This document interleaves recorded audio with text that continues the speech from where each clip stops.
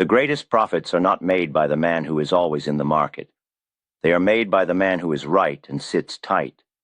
But there is a corollary to that law that is far more important for your survival. The greatest losses are taken by the man who is right, sits tight, and then sits a little too tight. He mistakes the end of the move for a temporary pause. He mistakes distribution for consolidation. He holds on through the one single day when the market sends its final, unambiguous telegram that the party is over. You must learn to read that telegram. It is the most important lesson I ever paid for, and I paid for it with millions. My entire life's work, the fortunes made and lost and made again, are detailed in my memoirs, Reminiscences of a Stock Operator. You can find the link in the description of this video to study the maps of old wars, because the battlefield never changes, and neither do the signals that warn of a coming slaughter. The most important of these signals is what the modern chartist calls a key reversal. I simply called it a danger signal. It is the footprint of the insider turning on his heel and walking away, leaving the public to hold his stock. It is your only warning to get out before the floor gives way. This signal has 3 distinct parts, and all 3 must be present. It is a lock that requires 3 keys to turn. The first key is a new high price. This is the element that creates the illusion of safety. The stock has been in a powerful uptrend. Every small dip has been bought. The newspapers are filled with bullish stories. Your friends who were timid weeks ago are now bragging about their easy profits. The stock, which is the leader of its group, pushes into new territory. This new high is the bait. It is designed to trigger the final, most dangerous human emotions: greed and the fear of missing out. The public sees the new high as a confirmation that the trend is stronger than ever. They see it as proof that they should buy more, mortgage the house, and finally get in on the easy money. They do not understand that this final burst of strength is not for their benefit. It is the beautiful ripe apple offered just before the trap is sprung. For the professional operator, for the large pool that has been accumulating this stock for months at lower prices, this new high is not a reason to buy. It is the perfect opportunity to sell. It is the moment when the public's buying appetite is at its most ravenous, and therefore, it is the only time an insider can unload a truly massive line of stock without breaking the price. He needs a crowd to sell to, and a new high is what draws the biggest crowd. The second key is a tremendous increase in volume. This is the part of the signal that is almost always misinterpreted by the amateur. He sees the furious activity on the ticker, the modern stream of numbers on your screen, and he thinks, look at the buying. Everyone wants this stock. It must be going to the moon. He is mistaken. He is watching the climax of a distribution campaign. The heavy volume is not the sign of 1,000 new buyers taking a position for the long term. It is the sign of a few very large, very well-informed sellers hitting every bid the public throws up. Think of it this way. If you owned a department store and had 10,000 winter coats to sell, you would not announce a clearance sale in the dead of summer. You would wait for the first blizzard. You would advertise, create excitement, and sell your coats into the panic of the freezing crowd.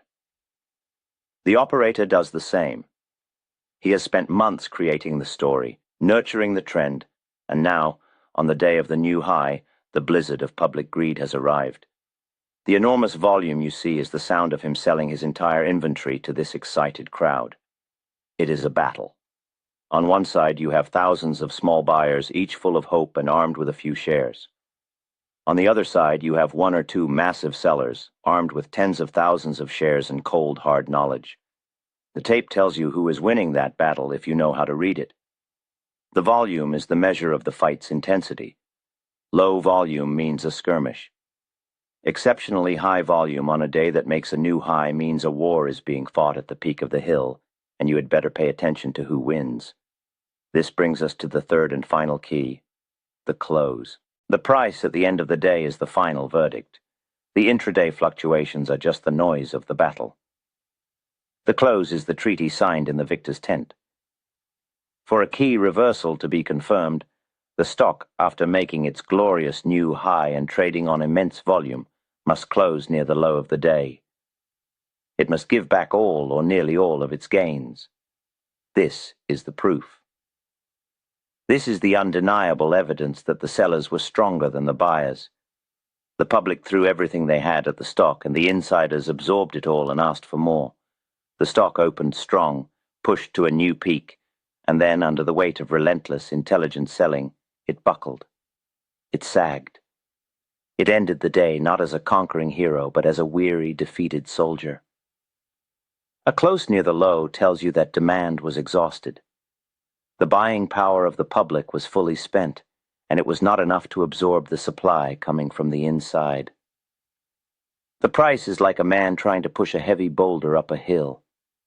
The new high is the final, desperate shove.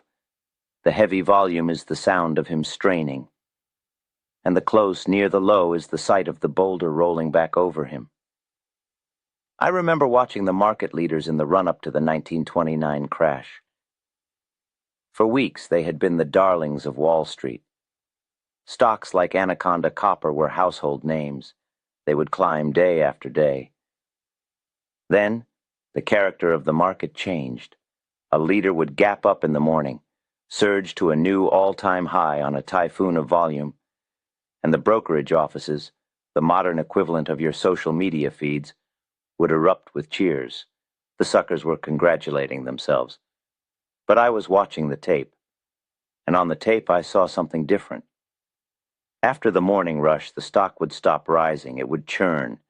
It would trade hundreds of thousands of shares in a narrow range, making no progress. It was like a car spinning its wheels in the mud. There was enormous energy being expended, but it was going nowhere. Then, in the last hour of trading, the bids would quietly vanish. The stock would drift lower, and then lower still, closing at or near the bottom of its daily range. The newspaper the next day would report, "Market leader hits new high." But the tape reported, "Market leader was used as a distribution vehicle for insiders." I did not need to know which director was selling. I did not need a reason. The action of the stock itself was the only reason I ever required. Seeing this pattern, this key reversal on a market leader was a telegram from the front lines. It said the generals were retreating. When the generals retreat, a wise soldier does not charge forward. He sells his position and goes home. So why do so many fail to heed this warning? Why do they hold on only to see their profits from the past year evaporate in the next 2 weeks? It comes down to the same old enemies: hope and greed. They see the reversal, but they hope it is a fluke. They hope the stock will open higher tomorrow and make everything right again. Hope is a disease on the trading floor. You must replace hope with observation and reaction. They are also paralyzed by greed. The stock hit, let us say, $150 during the day. It closes at $142. The amateur cannot bring himself to sell at $142 because his mind is anchored to the $150 price he saw just a few hours earlier. He feels cheated. He wants that price back. So he holds and waits. The next day it is $135, then $120. He continues to hold because selling now would mean admitting a much larger mistake. His small error in judgment has become a catastrophic blow to his ego and his account. He ignored the signal because he did not want it to be true. The market does not care what you want. Therefore, the rule is absolute. It is not a guideline or a suggestion. It is an unbreakable law for the preservation of your capital. When you see a leading stock in a mature uptrend exhibit all 3 signs, you must act without hesitation. 1. It makes a new high for the current move. 2. The volume on that day is abnormally, climactically high. 3. It closes near the low of the day, giving up the majority of its gains. When these 3 conditions are met, you sell. You do not wait for the next day. You do not wait for a reason in the news. You do not ask your broker for his opinion. You sell your entire position. It is the market's fire alarm. You do not stand around analyzing the color of the smoke. you get out of the building. For the common speculator, this is a signal to take profits and stand aside.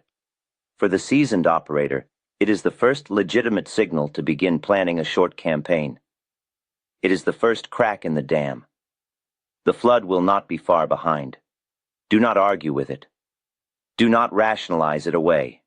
Respect it. For the tape is telling you, in the plainest language it knows, that the trend is over. And the man who argues with the tape is a man who will soon have no capital left to argue with.